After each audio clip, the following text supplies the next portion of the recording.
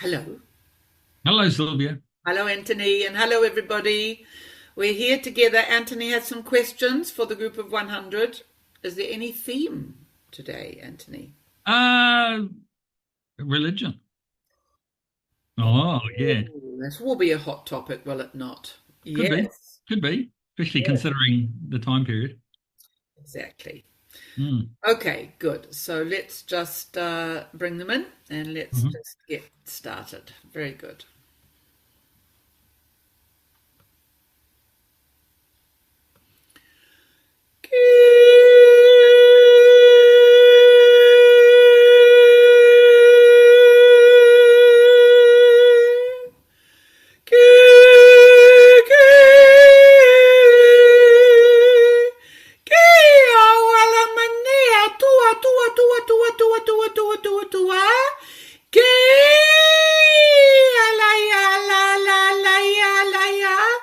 Hello. Greetings, dear souls. We are coming today to introduce ourselves. We have introduced ourselves already to Sylvia and Anthony. We are the group of not 100 but 1,000. Ooh. We are a group that operates galactically beyond your galaxy. We are made up of the guardian teams of each galaxy. And so, therefore, of course, we are working on a much wider span than the more localized group of 100.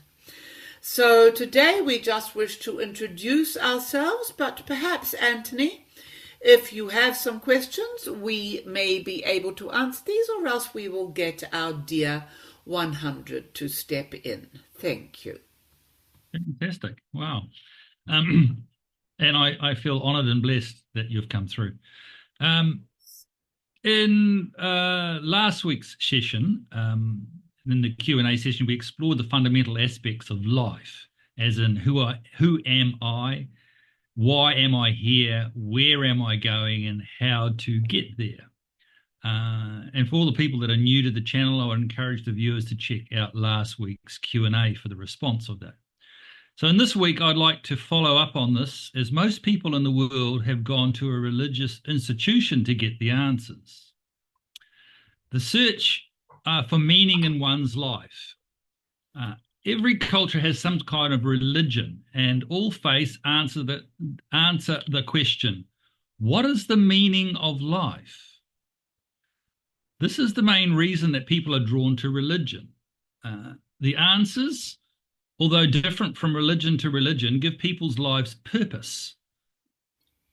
The different religions have their own views on the meaning of life.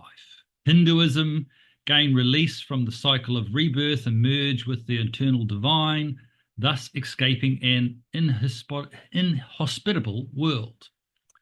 Buddhism gain enlightenment and, in a way, free yourself from the suffering that comes from illusions and attachments to life. Judaism, do God's commandments. Christianity, try to love the way Jesus loved. Islam, submit oneself to the will of Allah. Taoism, achieve inner harmony. This has been a long-winded preamble to the question. This is the question. What is the meaning of human life from your spiritual perspective? Yes, well, we feel we did answer this, as you said, in the previous questions last week. But yes, this is an interesting slant you are bringing today, Anthony. Hmm. We must just comment those examples that you just gave for each religion. Hmm. Were they not beautiful and filled with light? If, Hmm. if only religion indeed could be that. But of course, we understand in the history of man it has not been that. And we really seek to answer the very first statement that you made, which is people have chosen to get the answer to these ultimate questions through religion. Hmm. At this point, we would, unfortunately, and we are aware that this will cause distress to many, We would like to posit the possibility, and this is chicken and egg and chicken, which came first, which is really, did man seek within religion, or was religion provided and delivered to man as, this is where you will get your answers, all come here, please? Because really, if you think back to sort of so-called, what is called these days, pagan practices, where people got answers from the trees and connected to the land, and all the indigenous cultures still in touch, as many are still holding the wisdoms of centuries in their wisdom keepers. These cultures still understand what it is to live in harmony with the earth, with Mother Earth. And all wisdom and all knowing comes from this place.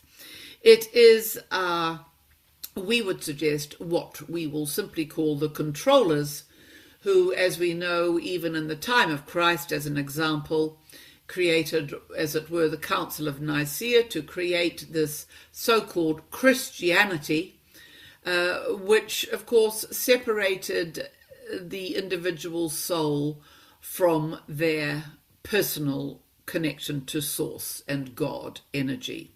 It said instead there must be a priest, there must be rules, there must be a liturgy and dogma, there must be money that you pay the church, and if you do not obey the rules, you will be called a sinner, and then you will have that weight to carry on your being, on your back for the lifetime. So we would suggest that perhaps the innocent, pure aspect, which you are indeed naming, Anthony, in the question, the aspect of the human being which knows and feels deeply its connection to the great beyond, whatever name they call it, the divine, God, Source, energy. Humans, when unencumbered, feel this. This is part of our divine patterning. But because initially the constructs in each culture were put in place, they weren't the true souls. The Christ, of course, is a real divine enlightened soul, as is the Buddha, as are the teachers of these religions. They were mighty beings of soul. But then it is the man-made constructs around the teachings that have created what we would currently call religion. And this is why it is destined in the upcoming weeks and months, and that there will be indeed a shattering of many of these constructs as the population are guided to the truths in a way that have been really running the show, shall we say, in religious terms. We can carry on. Is there anything you would like? Yes. I was going to put a little light-hearted bit of humour in there and say it's the number 42. The number 42? What is that? Douglas Adams, The Hitchhiker's Guide to the Galaxy, the ultimate question to life, the universe and everything. The number 42. Sorry. Continuing on from the religious theme, do all paths lead to the same truth? The idea that different religions are like distinct paths leading to the same mountain summit is a popular, though not universally accepted metaphor. It suggests that while religions may have unique rituals, beliefs, and practices, they ultimately share a common goal or truth, much like different paths reaching the same peak. Now, what's interesting, religious philosophers like Gandhi, belief in one's God is the cornerstone of all religion. Dalai Lama, the essential message of all religions is very much the same. Mhm. Religious author Huston Smith. It is possible to climb life's mountain from any side, but when the top is reached, the trails converge. But what I find is this is an interesting quote. This is a seductive sentiment in a world in which religious violence can seem as present and potent as God, but it is a dangerous, disrespectful, and untrue. The world's religious rivals do converge when it comes to ethics. No religion tells you it's okay to have sex with your mother or to murder your brother, but they diverge sharply on doctrine, ritual, mythology, experience, and law. Such differences may only matter to mystics or philosophers of religion, but they matter to ordinary religious folk. I'd be fascinating in your response to this question. Yes, just be careful to break the questions down a little bit for us, Okay, Anthony. sorry. Yes, but we have got the thrust of this one. Thank you. Okay. Yes. Well, we have the extremes, do we not? We have the extremes which we would very much agree with, that at the central point, those who are able, through purity of faith or perseverance or the deepening beyond the words and the practice into their still silent heart, even though they started with the outer construct of any particular religion, but they ended up with a private practice within that religion. At this point, yes, all souls meet. This is where the Christians and the Muslims, etc., meet in love and friendship. This understanding that there's only one force of light, one force of truth. The extreme which we are suggesting is man-made, the constructs around religion, are very clearly what creates religious wars, does it not? Yes. Because if you have clothed yourself, as it were, in the rules and beliefs of a particular religion and are a sort of do-it-to-the-letter person, and there inevitably comes a certain righteousness, does it not?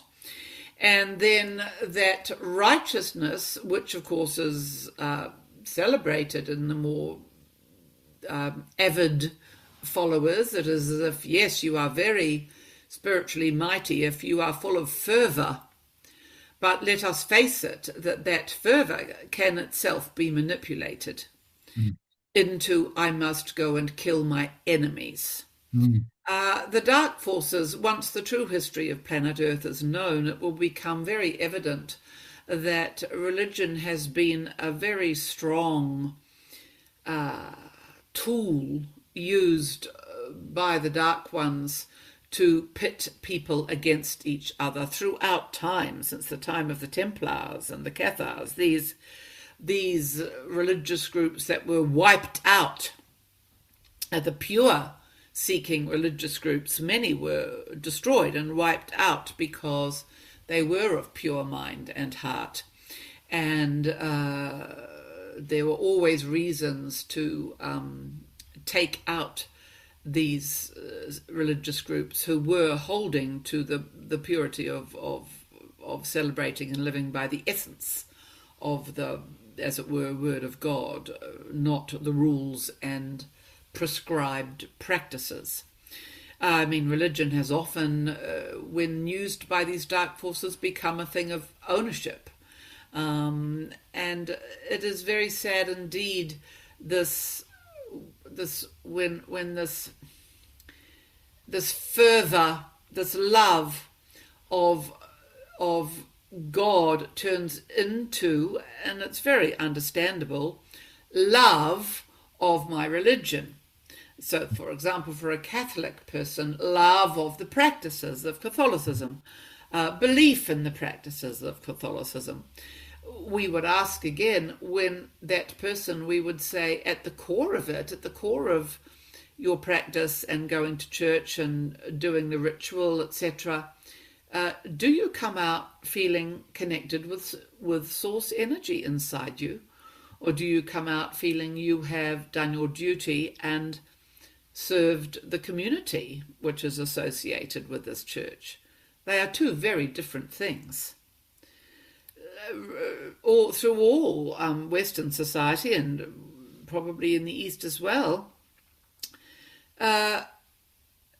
this idea of I belong, I go to church, I belong to the church community. This means I am an upright citizen. This means I have a structure, I have a community, I have people that I know through the church.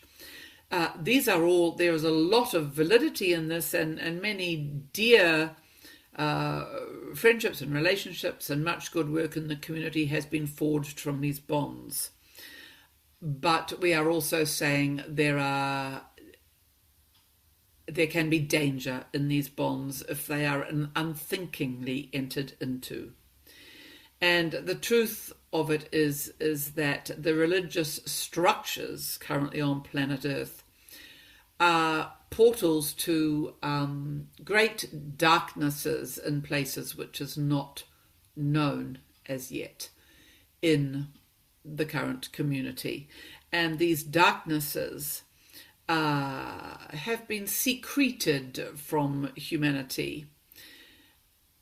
One thing that we thought to mention, Anthony, when you were going through the lists of religions, we find it very interesting that the religion Satanism is not referred to in your list.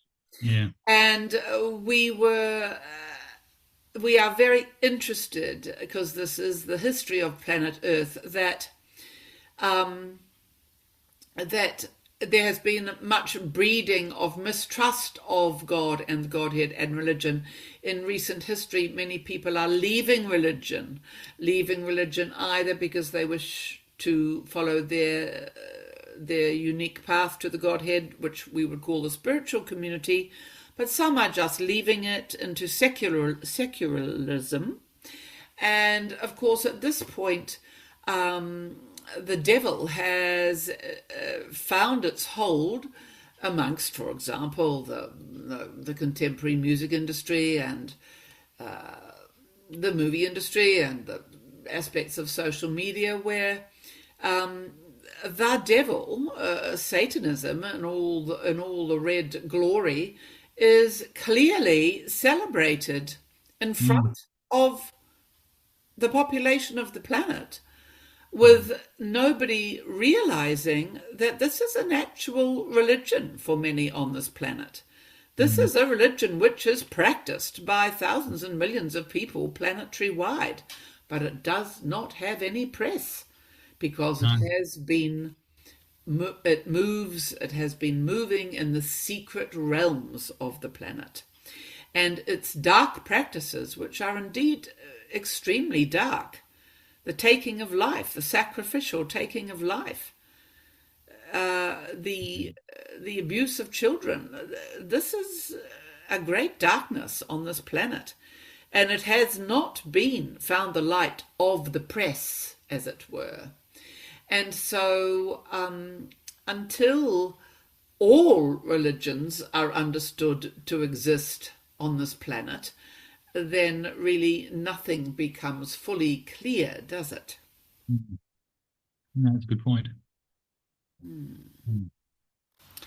So, but to return to your point about at the core of all of the positive religions, there is the simplicity of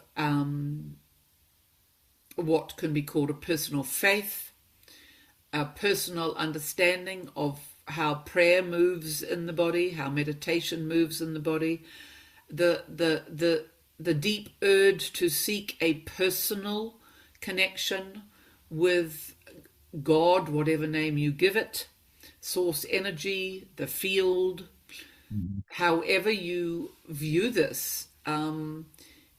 There is an acknowledgement that we live within a divine set of frequencies, a frequency of wholeness, which which surrounds life on this planet and which is waiting, really vibrating in the sort of causal realms, the etheric realms, these higher realms. Once you lift your brainwave frequency to these places of communion with spirit and through a desire for service and communion and community and unity, that you will find this strand of truth and wholeness which can move like the divine golden essence that it is through the hearts of your fellow man. And the fact that this is possible without the frameworks of religion is something which is becoming clearer through what you would call your New Age movement or alternative spiritual movements, but also within the religions which hold to the practice of their pure essence. Very good. I found 9 interesting religious quotes. Please, can you comment on any one or all as appropriate? Perhaps just give them to us one at a time, and we will. Yes. All religions, arts, and sciences are branches of the same tree. Albert Einstein. Absolutely. This is the divine essence, the divine frequency. And art, the practice of art, the pure channeling that happens within great artists and those seeking to become great artists, indeed is as strong as any religious fervor, because it seeks essence. It seeks the essence that sits within the soul of each individual. Yes, we would agree on this marvelous comment. The essence of all religions is one. Only the approaches are different. Mahatma Gandhi. Yes. This again, as we know, he was a man who committed to the doing, did he not? He was a man of he preached to do, to walk, to eat, to not eat. These were activities. You know, he spun the cloth, he worked at the loom. He said, this is my practice. So he is saying, once you reach this act of not conceptualizing your faith, but living it, this is where the religions join. Okay. Not to feel love, to be love.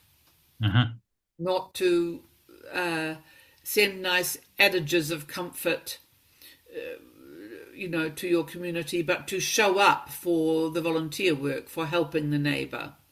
These are the ultimate acts of the divine in action, are they not? Yeah. Okay, another one. I have no religion, and at times I wish all religions at the bottom of the sea. He is a weak ruler who needs religion to uphold his government. It is as if he would catch his people in a trap.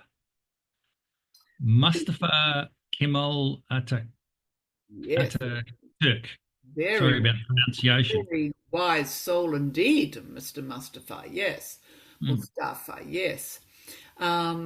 Yes.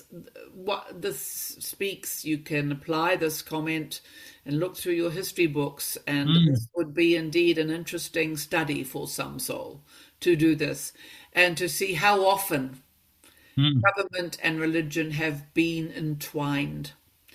And they put religions against each other to control the people. Exactly. Especially in India, as an example. Yes. So this is where if we are going to distrust religion, or to, as we say, look for the pure strand that connects to you within your religion, we must also distrust the governments, must we not? Because if these have just been, or if they have just been diminished to organizing bodies, yes, that interact and both have great power in the world, then anything of this nature must be questioned. Mm-hmm. Because it can contain within it power over the man, power over humanity, power over the population, where it says, no, we are offering you the power of a solid state and the power of a solid church. But looking with very clear eyes at these two things, you would say, yes, but am I empowered within this? Especially when they work together to sometimes control me. Am I feeling empowered? Probably not, if you look at these periods in history. Mm-hmm. Yes, very much so. All religions must be tolerated, for every man must get to heaven in his own way. Epictetus? It is true that many souls now connected to a direct strand to their God spark, as it were, have journeyed through religions. And it is, you could say, part of the soul choice of ones currently incarnated on earth, and of course many generations beyond, that many have entered the halls of any particular religion and then bounced against it and felt not fully served and have left it and have gone on to a further definition of spirit and the life of godliness in their own terms and their own words through religion.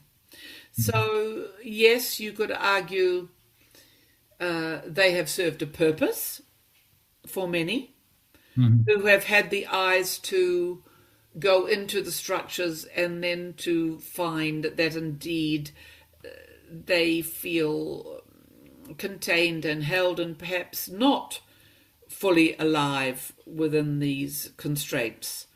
And if they are people of strong instinct who feel this does not feel right, it feels like I should be feeling full of life and full of hope and full of trust and full of faith when I'm in connection with my God.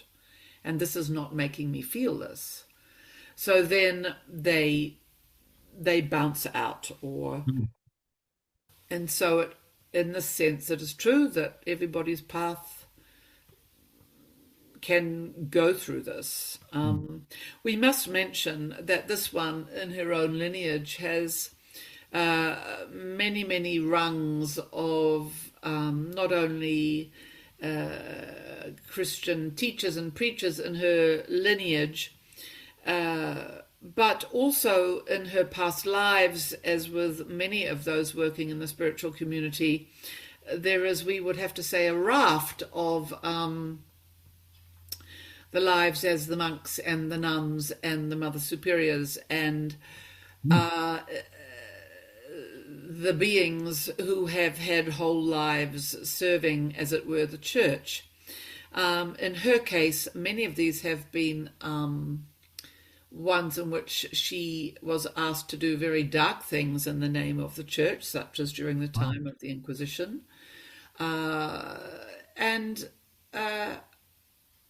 So one must always be aware that the residue of church imprint comes again down through the ancestors, down through the family line, and also down through the soul line, through past lives. So even, for example, if you were an atheist, somebody who chose to not subscribe to anything in this life, that does not necessarily mean that there still is not imprints from other lives. For example, this one in her earlier life very much had the thought form that life was to be a battle and that one had to win out with the spiritual forces. And so it was always going to be a fight and, to stay on the good path. This, of course, is one of the key indoctrinations of the Christian church. And on the spiritual dimensions, this is simply not a truth. There is no battle. There is no force which says I must, do good, do good, do good, do good. I must be that person who is always seen to be doing good out there in the world. We must qualify this with a word that we will call, let us call it, doing the inner work, which indeed can feel like a battle, but the place it comes from within the being is very different. The battle comes from an indoctrinated idea that you will never get ahead and you must be in service and you must be fighting and ready to lose at any point for your entire life. Does that make sense? Would you? Yes. Wow. Whereas this idea, there is work to be done on the spiritual path. One does not reach spiritual alignment without doing the work. But this is from a place of choice. This is actually from a place of surrender, that I understand the higher frequencies I'm seeking in my life, but I cannot just keep banging my head over there and do my do-gooding tasks with no consciousness. I must enter consciousness, which then says, I have difficulty around that person. I have difficulty around that area. Oh, my heart is blocked. What can I do to unblock my heart? Oh, I have great rage, and that has never been allowed to be expressed, and it seems to be creating illness in my body. These are the layers of consciousness which true self-examination offers. And you can see by the subjects we've just offered, they do not appear to be religious topics. Yes. But they are indeed topics of spirit. And they are indeed containing within them the ultimate freedom of the soul. But in a way, the laws of the church have often said, you must not, it is selfish to feel a lot about yourself. It is selfish to be concerned about how you are feeling. You must be busy doing good. You haven't got time to stop and feel. You haven't got time to stop and ask these questions. So in this subtle way, this example we are giving is how religion, for the good that it does contain, often in its essence, has been twisted to, in fact, imprison the daily functions of man, as opposed to say, just stand, feel what is flowing, what is not flowing. What is flowing is of God. What is stuck and frozen is not. Please pay attention to that. Very good. Okay. Religion is the organization of spirituality into something that became the handmaiden of conquerors. Nearly all religions were brought to people and imposed on people by conquerors and used as the framework to control their minds. John Henrik Clark. Yes, again, from another culture, similar thought to Mustafa. Yes, and we feel that these words and these wonderful comments that you have found and researched, Anthony, these are, you can feel, can you not, in the words, the distillation of thought of these men. For you to find these comments wherever you found them online, they have entered the mainstream, yes? Yes, correct. And these are men who have clearly, studied and researched and distilled their sort of understanding and their sense of knowing to come to make such a strong statement. There would be many who would just say, oh, that man is a dissident, he is a stirrer, he is, he is not following that which is good in society, yes. But these are men of science, of thought, of philosophy, of faith, who have examined history and who have come to conclusions. And as we have already said, we feel that if every man was to do the same level of research, it would be inevitable that these are the conclusions that will be said. Yeah. That religion has gone hand in hand and often has been imposed. But the sad thing about this is that, for example, the person whose family is Muslim or Buddhist or Catholic or Protestant grows up into this environment. It is normal for them. It is made normal. The family line has always been this religion. The family line is this. And so the baby growing up in this environment, it is truly in the category of normal, is it not? Because it is the culture of the family. It has become embedded in the culture of the family. And as we have said, it is only the seeking soul that goes, hang on, I'm something separate from that. And to continue with that is something I can choose or not as I move forward into my adulthood. And of course, as these more dangerous aspects that the soul talks of here have been exposed more and more in recent history, this is why more and more souls are feeling that they will not follow that path of religion. The problem is that there isn't a full understanding of what is to replace that. Yes. And it's like a power vacuum that can occur. And also you're a product of your environment until you get to a certain age where you can actually usually break free from that, or when you go through adolescence, or maybe sometimes a bit further down the track, that you can actually really seriously think for yourself. And you would agree, I'm sure, that this one has noticed it within the New Zealand culture, that, and I'm sure it probably is a Western thing, that when the faith is lost in the church and the rebellion is made, perhaps against the family, in the more Western material cultures anyway, this secularism that we are talking about, that often involves drinking. If you look at what the culture is propagating as fun, as the most valuable ways you should spend your time with friends, it is no longer sitting in groups of meditation or prayer or building houses together, for example, as with the Amish community. It is let's go drinking. And this is one reason why the young ones are so lost at this time, because the drinking culture has in a way replaced their God.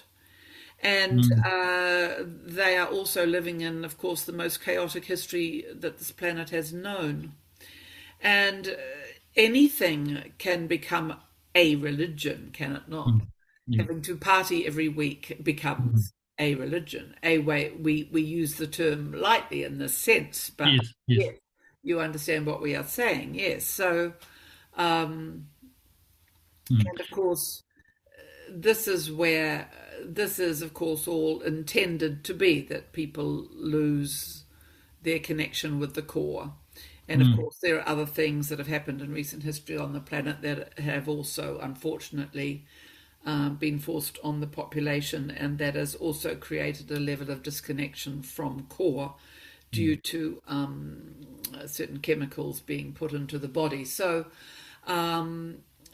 this has been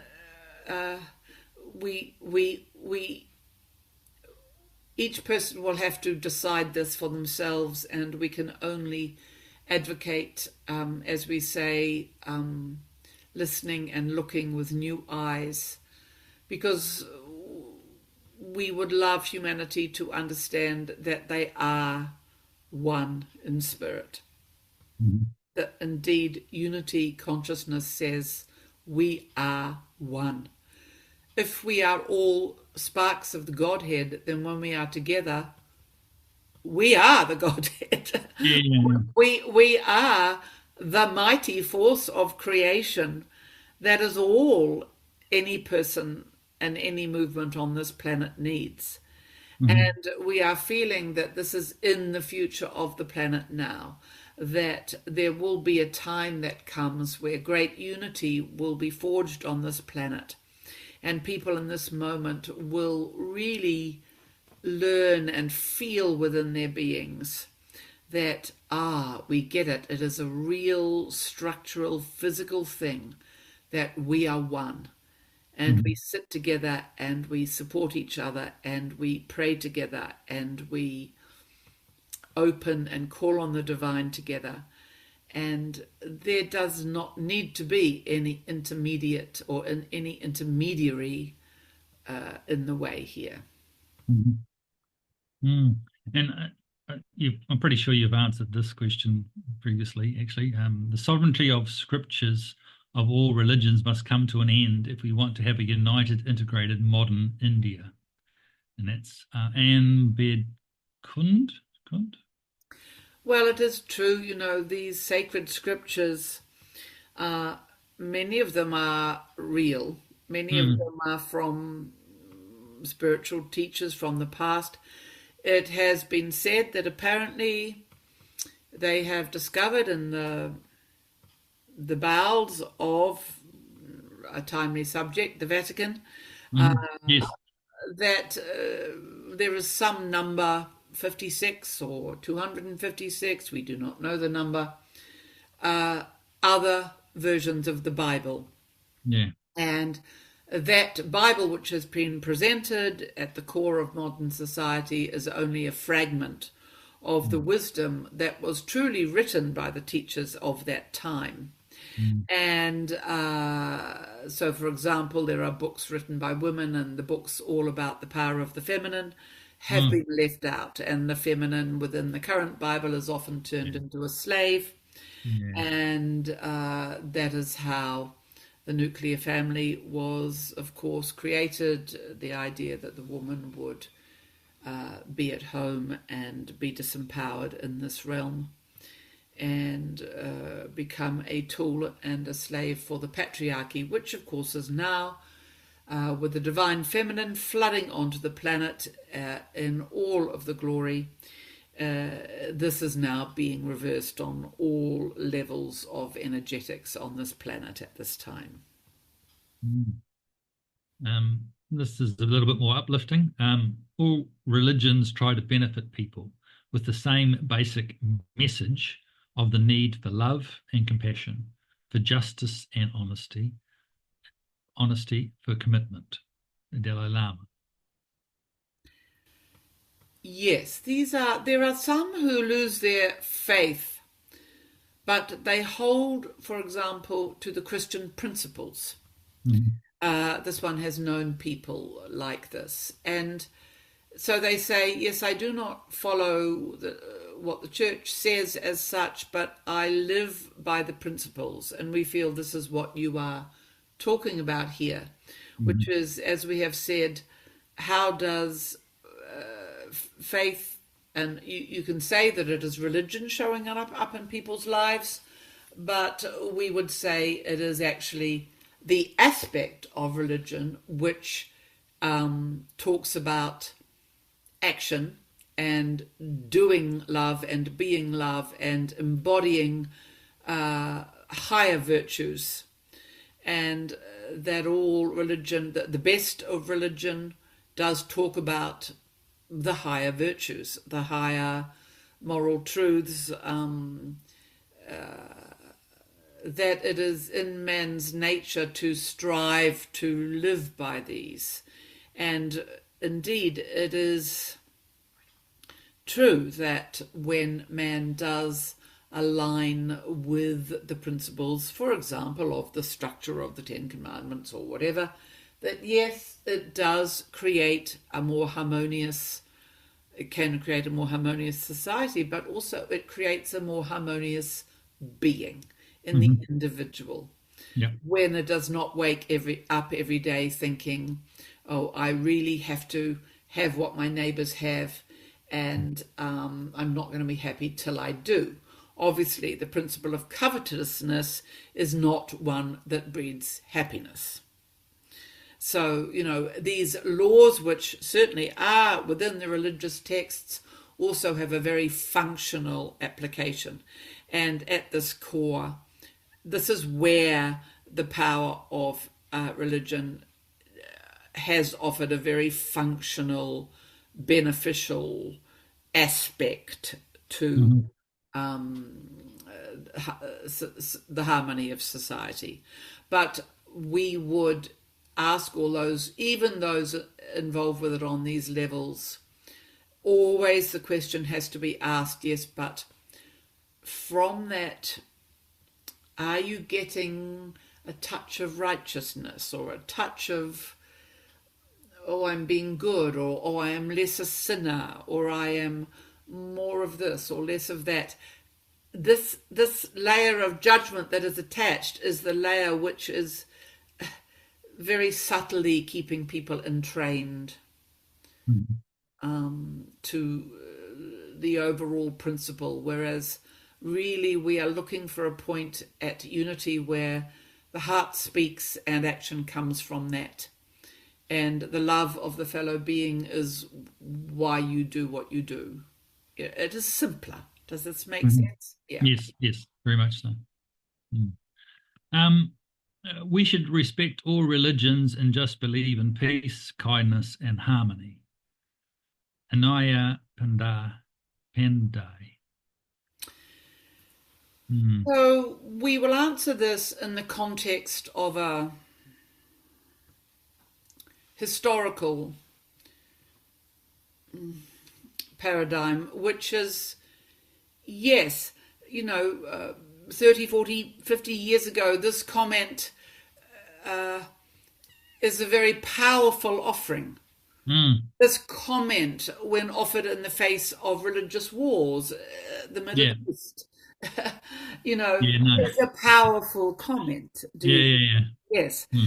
So historically, yes, if we're talking about this, as opposed to people of different religions killing each other, yes, please choose this one. So of course, this is a very beautiful, pure comment that stems from that, yes. And then everything else that we have talked about today, which is talking about the actual structure, that the control structures within religion, which ultimately have not necessarily been working for the benefit of mankind. That is another level, yes. But the intention in which this comment was made, like, yes, please let everybody have what is theirs. Let everybody have what is in their hearts and their beings, and do not seek to impose any unity. Do not seek to deny difference in humanity. Allow difference. Allow all the different flavors of humanity to coexist, and understand that at the core they are one. And this, of course, is a universal truth which has a lot of functional use on the planet. And the final one is, as we sort of followed on from all the rest, it's quite interesting. All religions have been made by men. Napoleon Bonaparte. Well, yes, as we have said, the religious structure is usually a group which is gathered together by beings of power who, in our current patriarchal model, happen to be men. And even though I'm sure in this comment it doesn't mean men, it includes women. But yes, these powers that be have said, this here is a soul of light. We will create a structure around them which celebrates the light they hold, but then also says, so if you want to hold this light, you don't do that. And so it is never just, here is a light for you to be inspired by and to hold in your heart. Rules have been created by men, and that is what this person is referring to when they say religions have been created by men. Yes. Correct. No, and I think I have other questions, but I think that's pretty much covers it all off, and you've been covering this topic exceptionally well. So is there anything else you would like to share in relation to this topic that you've been talking so far? This one is feeling some emotion coming through as we bring up our final offering. This is on the subject of human feeling, human emotion. Emotion was given to humanity as a direct pathway to spirit. Most systems which are respected on the planet, such as academia, science, the constructs of religion, either do not refer to emotion at all or diminish it to something that women do or that is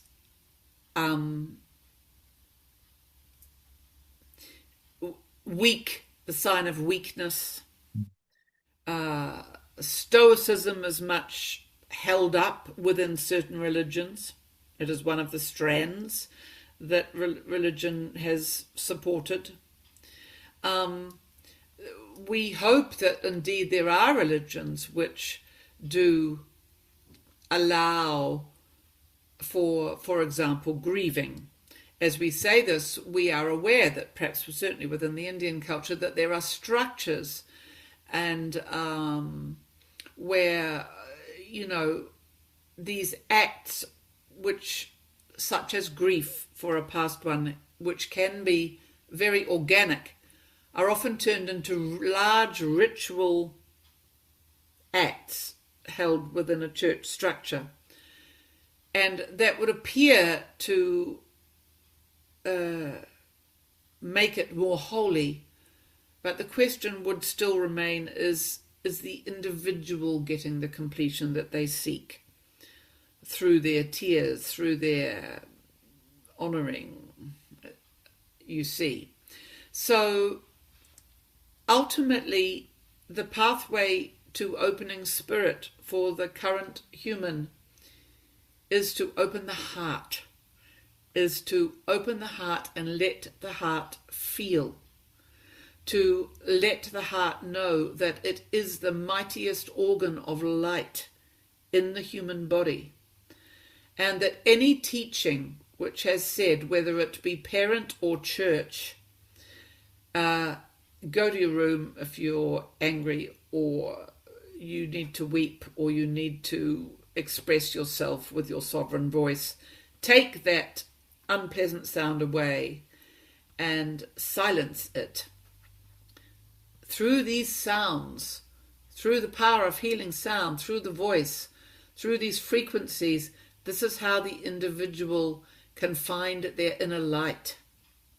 As long as any voice is suppressed anywhere on the planet, the true sovereign soul of the individual is also repressed. This is the potency behind a simple act, as Twitter being turned to X by Mr. Musk, saying every human should be allowed freedom of speech. The spiritual layer of this is every human being should fight for their right to feel. Not have an opinion, not spout on somebody else's beliefs, to feel in their own being, in their own heart. This is where all religions meet in the pure essence of self.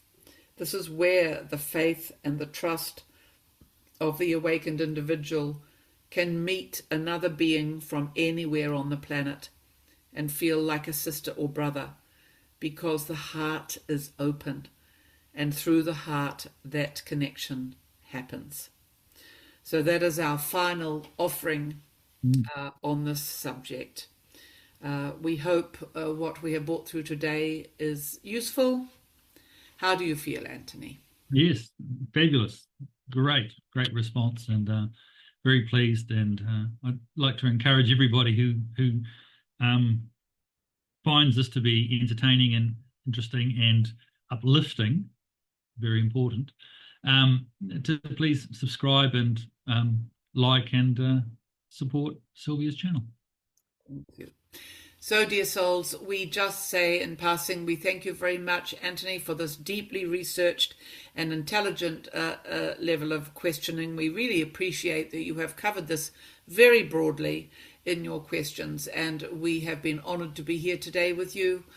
And all of the beloveds watching, we send you infinite light and love from the eternal realms, and we will see you again shortly. Beloved, beloved, beloved. Yeah, great, Anthony. Beautiful. Lovely. Very good. Yeah, good. So, everybody, lots of love. We'll see you again next time. Lots of love. Bye.